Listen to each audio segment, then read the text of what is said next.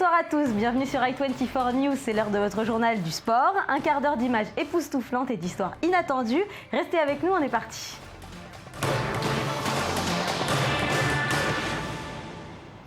Je vous propose d'ouvrir cette émission avec un petit bilan. 2014 a été une triste année pour bon nombre de fans de sport.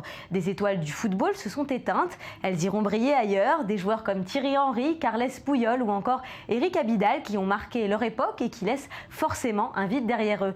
Mais la plupart d'entre eux continueront à éclairer la planète foot de leur lumière. Alors ne soyez pas trop tristes, ils ne seront pas vraiment loin en 2015. Regardez.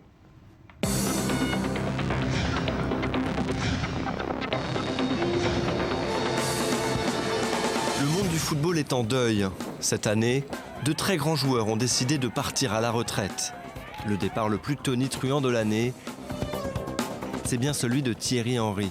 L'ancien attaquant, meilleur buteur de l'histoire de l'équipe de France et véritable légende d'Arsenal, se retire à 36 ans pour devenir consultant sur la chaîne de télé britannique Sky Sports.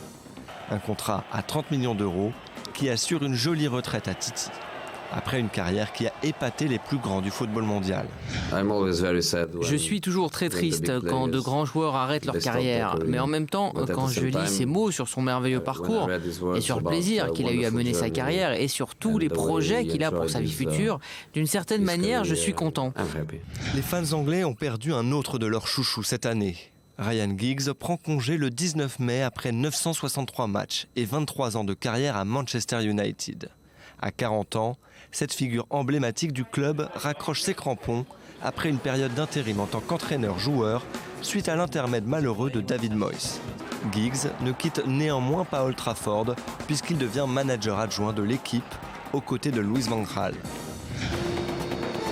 En Espagne, c'est un autre monument qui disparaît. Après 15 ans de carrière au Barça et 21 titres dont 3 C1 et 6 Ligas, Carles Puyol se retire à 36 ans. Malgré un mondial et un euro, l'Espagnol n'a plus la condition de ses 20 ans. La raison pour laquelle je vous ai appelé ici aujourd'hui, c'est pour vous dire qu'à la fin de la saison, je ne serai plus un joueur du FC Barcelone. Le club est au courant et nous sommes d'accord sur la raison et sur la gestion de mon départ. Nous allons annuler mon contrat et laisser courir pendant 2 ans. Je trouve qu'il est assez difficile de revenir au niveau où j'étais et dont j'ai besoin pour rester ici. Une autre légende française tire sa révérence en 2014. Il s'agit d'Eric Abidal, double vainqueur de la Ligue des Champions et du Mondial des clubs avec le Barça. L'ancien monégasque et lillois est revenu à l'Olympiakos malgré un cancer et une greffe du foie. Je raccroche mes crampons pour des raisons personnelles. Seul le joueur professionnel sait quand il est temps et comment il veut se retirer. À partir de maintenant, je vais me reposer avec ma famille et mes amis. J'ai 2 propositions du FC Barcelone et de l'Olympiakos. Je vais y réfléchir et prendre ma décision. Enfin, l'âme de l'Inter de Milan, Javier Zanetti, a arrêté sa carrière après 858 matchs. Il n'est pas parti bien loin, puisqu'il est à présent vice-président du club lombard. Il se consacre aussi à des activités caritatives, puisqu'il a récemment organisé un match de prestige avec le pape François pour récolter de l'argent destiné à des enfants défavorisés de Buenos Aires. J'espère que ce match a eu un impact positif. Cette année 2014 marque véritablement un tournant.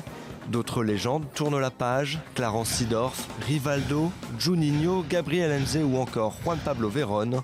Une génération de footballeurs qui nous a fait rêver. Les petits nouveaux ont intérêt à faire honneur à leurs aînés. Et on reste dans le football, mais en Grande-Bretagne, la semaine folle continue. 2 jours après avoir joué le Boxing Day, les équipes de Première Ligue se sont à nouveau retrouvées sur les terrains de jeu. Et Chelsea a été le premier à céder du terrain face à une valeureuse équipe de Southampton qui avait même ouvert le score. Les Blues ont dû batailler pour égaliser et repartent donc avec le point du match nul. Polémique arbitrale néanmoins, puisqu'un pénalty a été refusé pour Chelsea.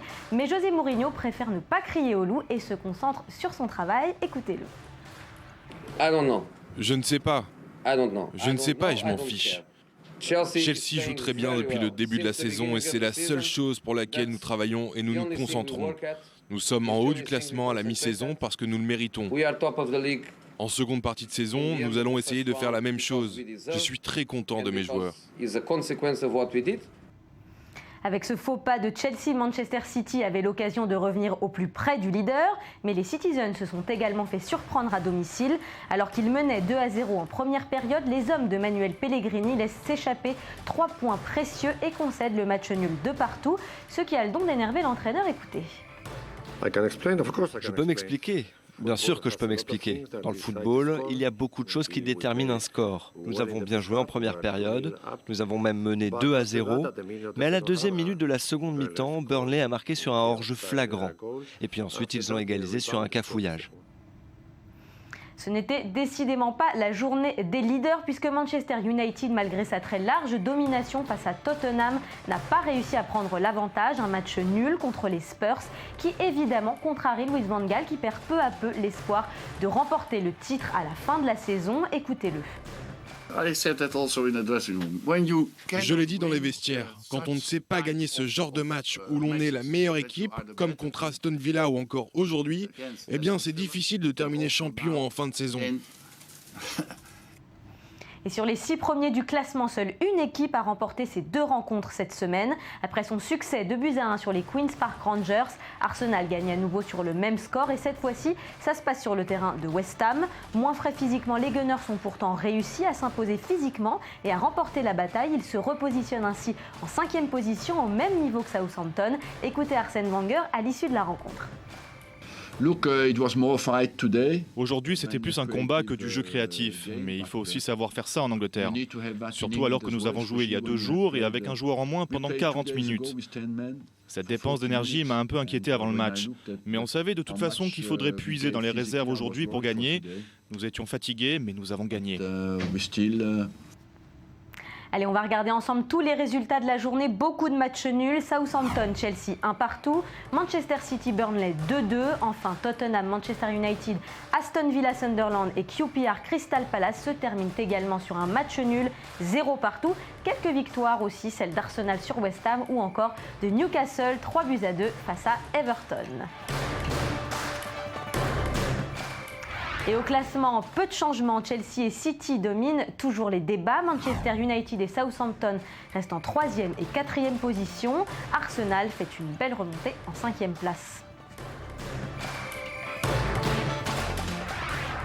En Argentine, le football a trouvé une façon de se rendre accessible aux enfants handicapés.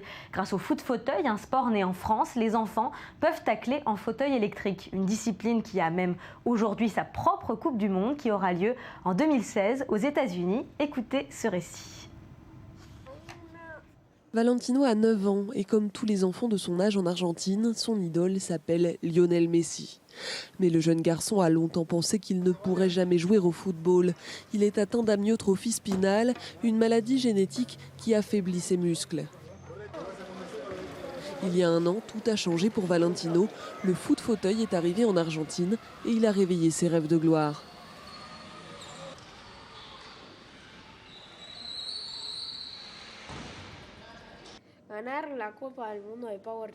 Je veux gagner la Coupe du Monde de foot-fauteuil.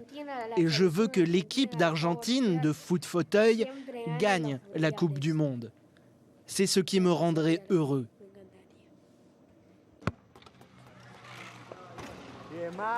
Le foot-fauteuil est né en France en 1978 et aujourd'hui 21 pays le pratiquent au sein d'une fédération officielle. Les équipes sont composées de 4 joueurs âgés de 9 à 26 ans car ce n'est pas l'âge qui détermine les catégories mais le niveau de handicap. Chaque joueur est équipé d'un fauteuil électrique spécial qui peut rouler jusqu'à 10 km/h et le ballon est 2 fois plus gros que dans le football traditionnel. Gonzalo Villarino a entraîné l'équipe d'Argentine de football pour aveugles qui a remporté les championnats du monde en 2006. Aujourd'hui, c'est lui qui est chargé de sélectionner l'équipe de foot-fauteuil qui l'emmènera en Coupe du Monde en 2016.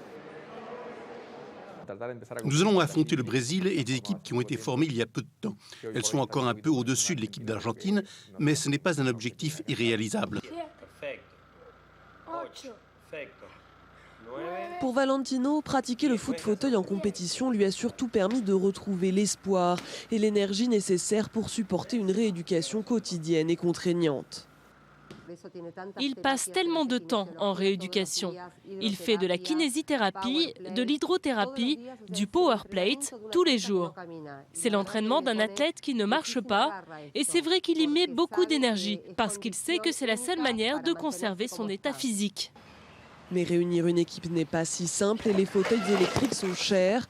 Une association de foot fauteuil argentine vient donc d'être créée pour aider les enfants à se rendre à l'entraînement et faciliter l'accès à ce sport. Contrairement à ce qu'on pourrait croire, on joue au football en Corée du Nord. Les préparations battent leur plein pour l'Asian Cup 2015 qui se déroulera en Australie. Les footballeurs nord-coréens ont commencé à s'entraîner en Chine pour une session de 10 jours dans la province de Henan. C'est un endroit bien connu de cette équipe qui s'y entraîne en général l'hiver. Le collectif nord-coréen s'envolera pour l'Australie le 4 janvier prochain, 5 jours avant le début de la compétition.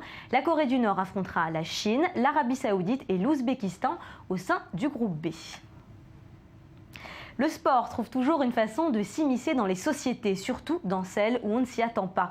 Le tennis a débarqué au Soudan avec la colonisation anglaise, mais n'appartient plus aujourd'hui qu'aux classes favorisées. La balle jaune connaît un rayonnement phénoménal dans ce pays qui a traversé des soubresauts politiques graves. Peut-être le signe d'un espoir pour les jeunes générations. Michael Friedman a mené l'enquête, regardez. Contre toute attente, le Soudan s'ouvre au tennis. Les cours se multiplient à Khartoum. Si la discipline était réservée aux privilégiés par le passé, elle attire aujourd'hui des fans de toutes les classes sociales. C'est l'occupant britannique qui a apporté ce sport au Soudan. À l'époque, le tennis était réservé aux soldats anglais et soudanais, ainsi qu'aux dirigeants des plus grosses entreprises du pays. Après avoir rejoint le tennis club, j'ai passé 6 ans sans rien comprendre au tennis. Puis il y a eu un tournoi en Amérique que j'ai suivi à la télévision grâce aux commentaires en arabe. Il y avait des joueurs comme Serena Williams et plein d'autres stars. Je ne savais même pas tenir une raquette et je ne comprenais pas le système de points. Puis je me suis dit, pourquoi je ne pourrais pas jouer moi-même ? Adam a quitté sa région natale qui faisait alors partie du Darfour. Un Darfour en paix en 1985. Il arrive au tennis club et devient concierge de l'équipe dans la capitale soudanaise. Depuis, il est devenu joueur et entraîne actuellement des jeunes pousses.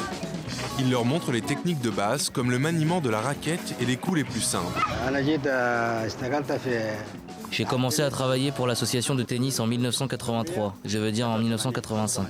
J'ai déménagé ici, je me suis marié et tous mes enfants sont nés ici. Ils jouent tous au tennis maintenant. Samia, l'aîné, puis Botaina et Sanaa, ensuite mon fils Noureddin, qui est une véritable star, et enfin Maïson. Ses filles et son fils aîné ont représenté le Soudan dans quelques tournois africains et ont réussi à ramener des trophées à la maison. Hassan, un de ses plus jeunes fils qui a 10 ans, est le dernier à avoir commencé le tennis. Adel Jabir Abou Elz, le président de la fédération de tennis soudanaise, a déclaré que son institution se battait pour être plus intégrée à la communauté internationale du tennis de manière à recevoir des équipements gratuits. Le tennis est un sport onéreux. Les installations et le matériel sont très chers. Nous faisons de notre mieux pour financer le coût des équipements et des infrastructures comme les cours, mais aussi le prix des entraînements. L'assistant du président du Soudan joue également et est inflexible sur le sujet. Le tennis n'est pas le sport des riches au Soudan.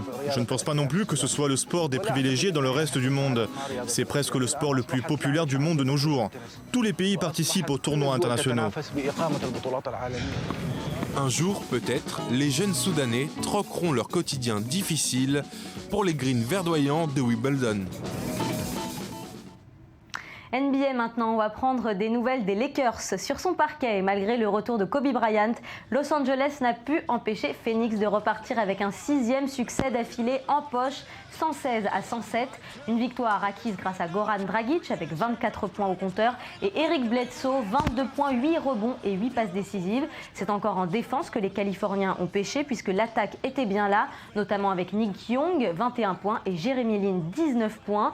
Avec cette nouvelle défaite, les Lakers se retrouvent en avant-dernière position de la conférence Ouest avec 22 défaites pour seulement 9 victoires. Le sport ne se prend pas toujours au sérieux. En cette fin d'année, un petit retour sur toutes les disciplines les plus étranges s'impose.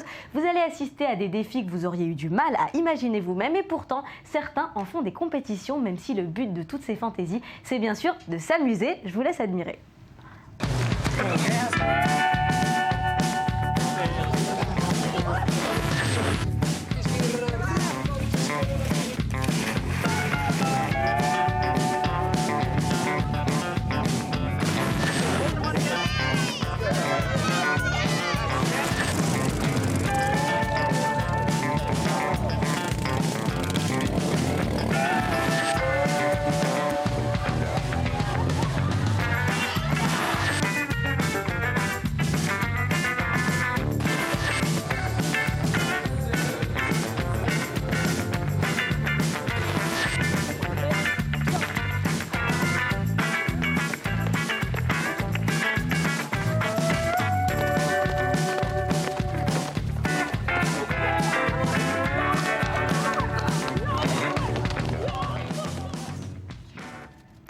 journal du sport, c'est fini pour aujourd'hui. Merci de nous avoir suivis. Rendez-vous demain pour encore plus de sport sur i24 News.